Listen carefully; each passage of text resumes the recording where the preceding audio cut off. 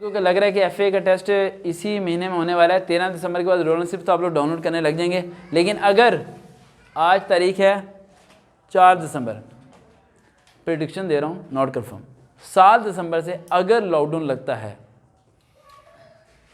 3 दिन बाद, 7 दिसंबर से अगर ये वीडियो आज ही अपलोड करनी पड़ेगी, छोटी सी है, अगर 7 दिसंबर से लॉकडाउन लगता है तो फिर भैंस गई पानी में, फिर पता नहीं क्या होगा। ठीक है, और लॉकडाउन लगने के चांसेस काफ़ी नियरेस्ट हैं। ठीक है, बहुत नियरेस्ट हैं। कोरोना दोबारा कौन सा कराना? हाँ, 15 मिनट में बंदा फ़र्क है ना, 15 सेकंड में बंदा फ़र्क। ओह यार, बहुत गंदा। अल्लाह ताला हिफाजत करे तमाम की यार, पता नहीं क्या कुछ बहुत हो रहे हैं भाई, बस ज़िंदा रहो, यही बहुत है ना।